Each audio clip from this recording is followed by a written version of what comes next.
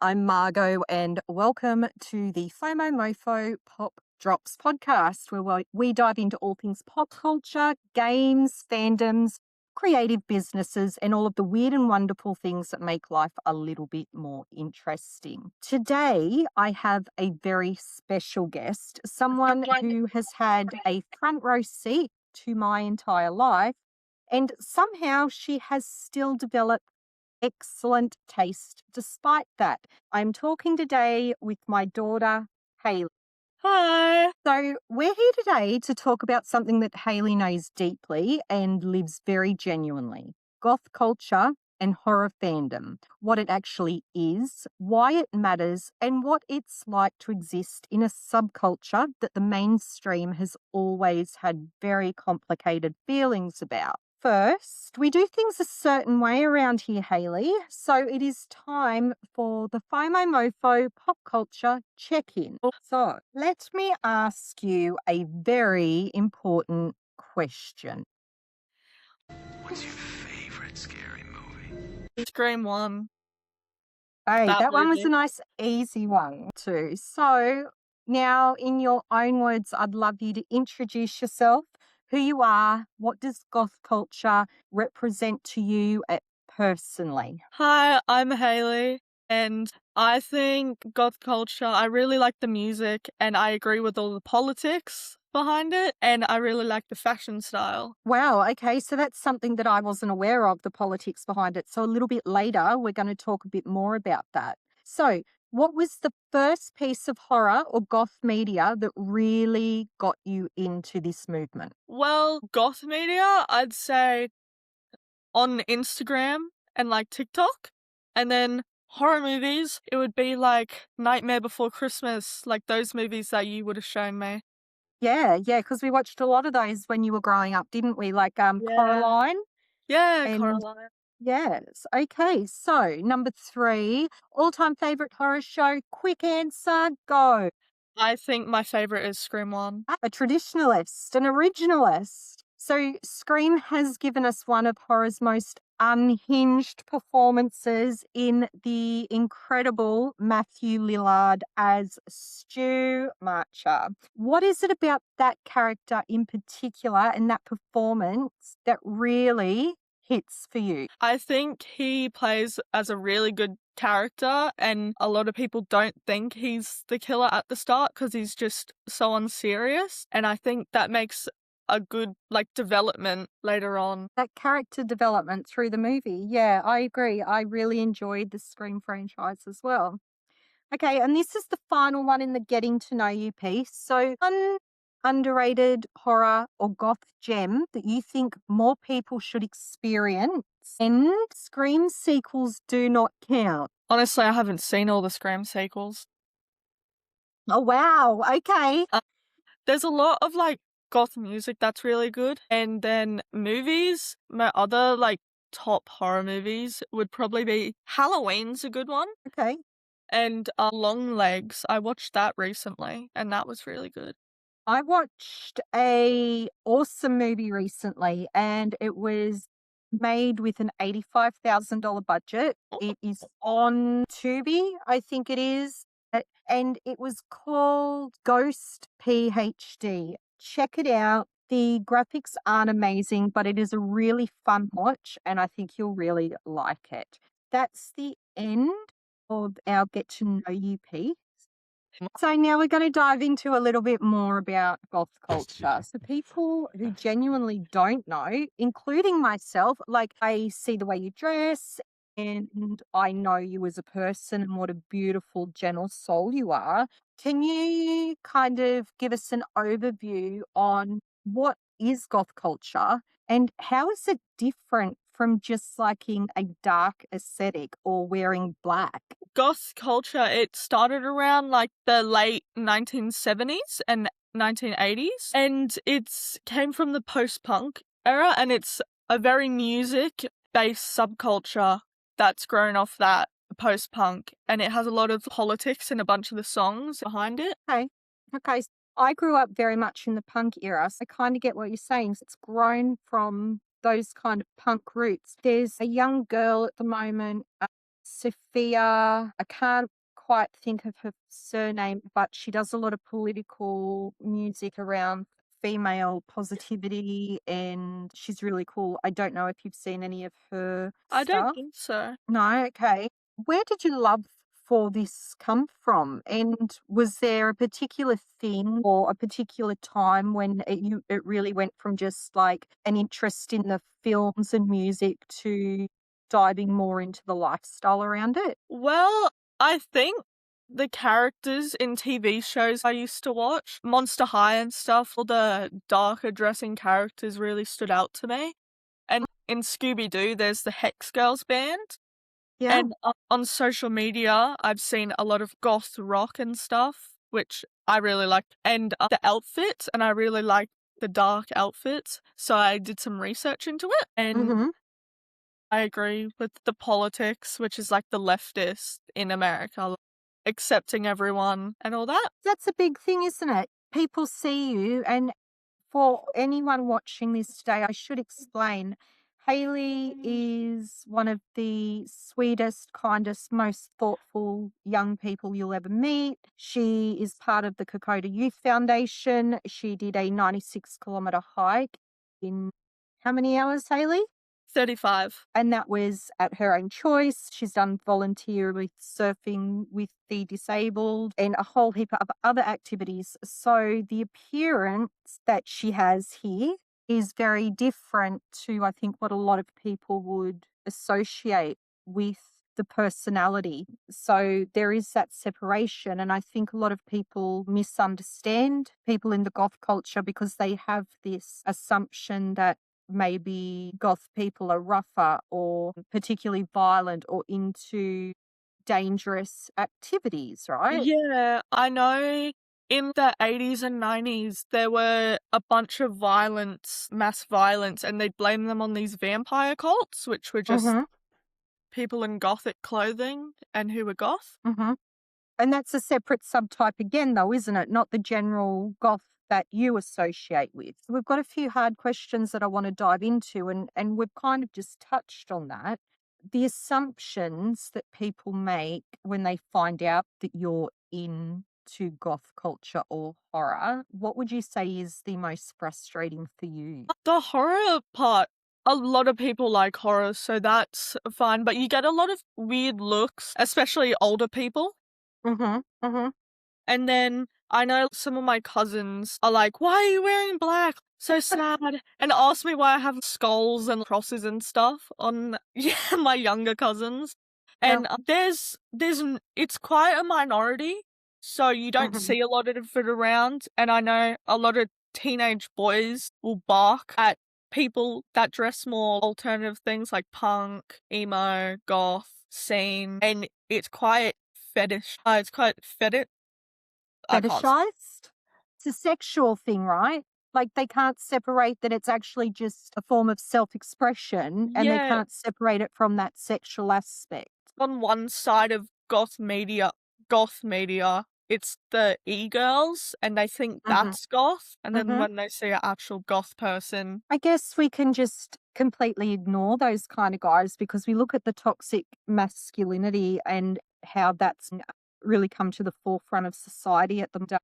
Shove them to the side because they've yeah, got their own issues that they need to work through. it makes you a bit worried about like, wearing this stuff outside if you're not with other people. Mm-hmm. But I like wearing it if I'm not just around here because I know a lot of people that I know are around here, and a bunch of the boys from my school are around where I live a lot. Yeah. Whereas up the coast a bit, it's much easier to just walk around in this. Do you have to dress different if you go out on your own, do you find? I just don't really do like the makeup as much, Mm-hmm. like the black lipstick, but I like my stars, so I still do that and wear my earrings and wear my outfits. They're super cute. There has been a really long history of goth and horror fandoms getting the blame for real world violence and moral panic, which goes back decades. What do you think drives that? And what does it feel like for you being on the receiving end of that reputation?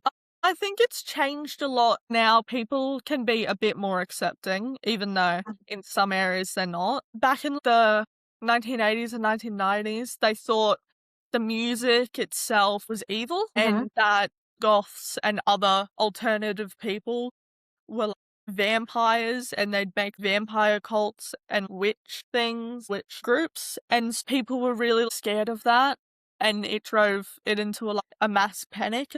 Now it's much easier, not much easier to be an alternative, but there's more people around. I know a few people around in my area that address different sorts of alternative. And do you think that maybe your generation is a little bit more accepting anyway? It depends. Maybe, I know there's quite a few people that are, but a bunch of the boys in high schools aren't as much like the eshays. That's another subculture. We all fit into our little cliques, whether we like to Yeah. admit it or not. And then you've got the cheerleader type and the smokers, and you've got all the different subcultures. I know I've been guilty of doing this to you. It's not something I'm proud of, especially getting to have this chat, because I should just mention this for all of the people watching. We've not had this conversation before, have we, Haillie? So this is really Haillie's first chance to not only open the eyes of all of you listening who are interested, but also explain this to me in a way that I can understand. And I'm actually learning a lot myself. There would have been times where you've felt pressured to tone yourself down or hide this part of your identity, especially at family events Yeah. and when meeting new people. I've been guilty of actually asking you to dress in a different way. How does that affect you? What is the greater effect of that when someone says that to you? I don't find it too bad. I still usually wear black. I just have my other jeans on or something. But with the older people, it's harder because they'll judge you more. So I get toning it down when we see my grandparents or Yeah. my aunt because her kids don't understand it. Otherwise, I think you shouldn't have to tone down how you dress, and it shouldn't be something that people frown upon. It doesn't affect who you are as a person, right? I'm going to be much more aware of that now and not asking you to do those kind of things. I think from my perspective as a mother and as someone who wants to protect my children, for me, it's more about I want to protect you from any ridicule or from judgment of people who we might be seeing or associating with. But you're an adult, so that's not my place to step in and do that. For any times that I have done that, I have to say I'm sorry, and I will try to be more aware of the fact that it is just a way of expressing yourself. Okay, so that got way out of hand. That escalated. We've already kind of touched on the mainstream getting better at understanding, but do you think they actually have, or have we just kind of commercialized it? We just kind of let people do it because it's commercially beneficial to us. I think there's a lot of brands like Shein and a bunch of fast fashion selling it at great masses now. Unless you're going thrifting or buying things at other places cheap and then DIYing it, it's hard to find non-fast fashion things. A lot of the people that are new into the subculture or don't want to have to thrift and DIY will buy fast fashion. There's this one shop that I love. I think it is a bit of fast fashion. So before buying stuff, I try see if I can make it myself or if I can find it at a thrift. That's really cool. That's part of what you were saying about the politics of it, right? Yeah, the genre, the gothic subgenre, because they had to DIY and thrift, so it's part of the culture. What does community look like inside horror and goth spaces? Is it welcoming or does it actually have its own gatekeeping? Horror is very open because there's lots of horror fans. You can find other people in a lot of different spaces and they share movies and books and stuff.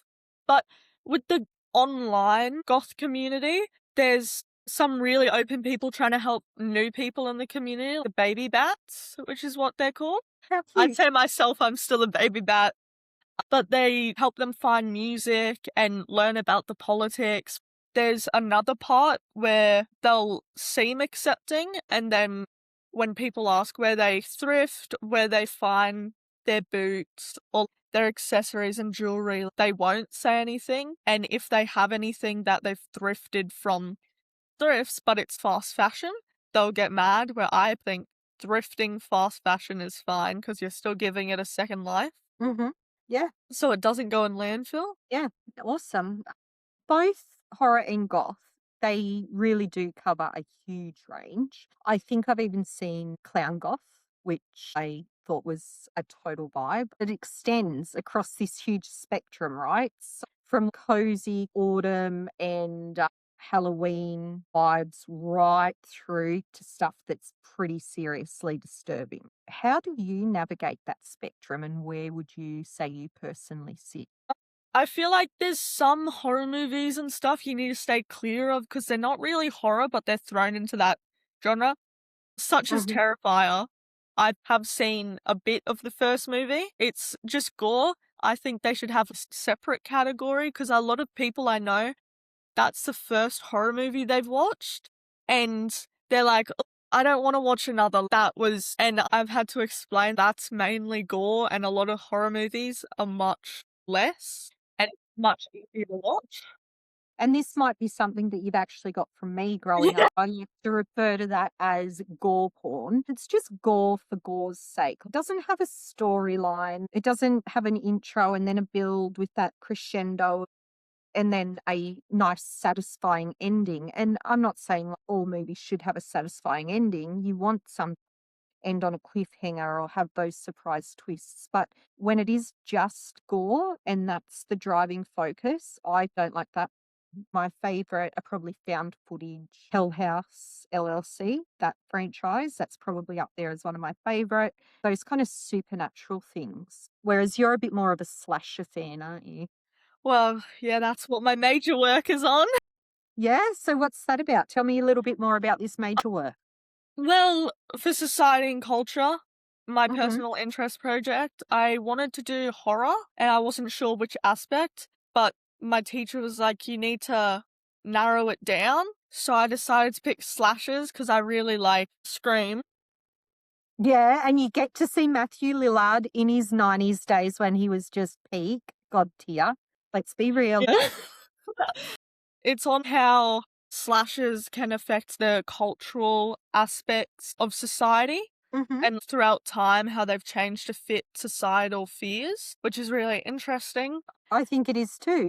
And we watched two of the movies I was doing content analysis on, Psycho and We did. the Texas Chainsaw Massacre. They were terrifying in their time, right? Yeah. Psycho 1960 when it was new, and then Mhm, the Texas Chainsaw Massacre 14 years later was much different and more mhm. developed into the horror genre. I remember when we watched Psycho and you just started working on this project, we were just waiting for something to happen. We were reading reviews from the 60s when it came out, and people were leaving the cinemas and fainting and vomiting, and we were sitting there going, "What's happening here?" Yeah, it's become quite desensitized, and Mhm. that's why people go to Terrifier. I like Art the Clown. I like the character design and stuff. I'm probably like him because my favorite wrestler, that's her favorite movie and character, and a bunch of her merch has Art the Clown on Or it. do you think it's that thing that we do the complete opposite of what our parents say? I say don't watch it, so you're like, nah, it's now my favorite. No, I like the character, but the movie, I don't like how it's all just gore. And I saw it, one of my friends has had all of the other people that I've had to tell isn't a horror movie to Mhm. watch it, including myself. We're going to talk a bit about Scream because it would not Oh, be an episode with you if we didn't dive into this. Scream is the franchise. Everyone knows it's been running since 1996. Definitely older than Miss Hailey. And it just keeps reinventing itself. You said you haven't watched all of them, but I know you've watched quite a lot of them. What do you think it understands about horror? and its audiences that other franchises in that same genre haven't quite been able to mimic and have the same kind of following. I think there's better franchises, but the different killers are cool and how there's always more than one, but it gets repetitive with their motives. By the seventh movie, the two killers' motives are really bad. She killed her husband because of this book that was on the main character and then came for revenge. They could have had Stu come back. They were playing it up the whole movie, and they've been playing it up since Scream 2. They've wanted to do it. Well, let's talk about this then. Matthew Lillard, he has had a really interesting career arc, right? And he's still as popular with people these days as he was in 1996. I was 16 when the first Scream movie came out. The character of Stu is absolutely iconic, but he's also done everything from Scooby-Doo to Five Nights at Freddy's. What is it about him that you like as a performer?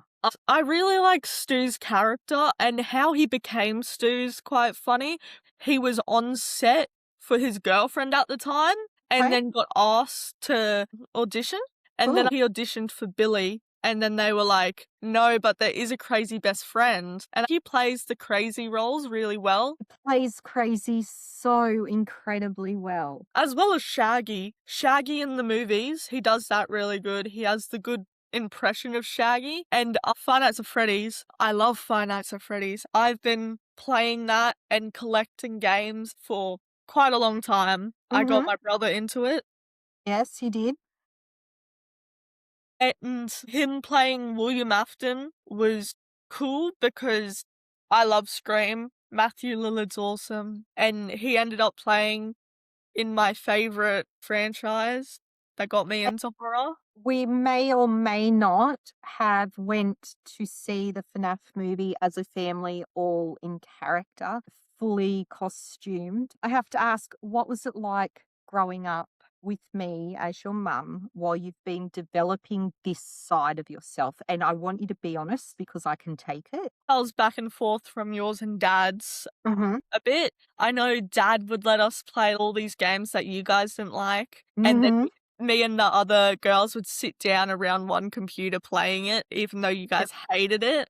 That sounds legit. That was Yandere Simulator. I remember Yandere Simulator, yes.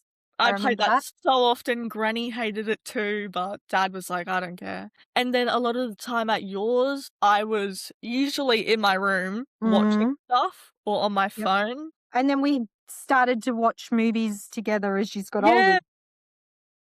I remember we did movie nights and nights of the week. We'd do, each of us picks like a show or an anime, and we'd do that. And mine was Danganronpa and The Promised Neverlands, because those two were shorter.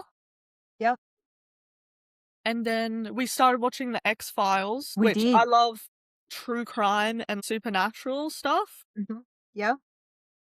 I know I listened and watched a lot of crime cases and true crime.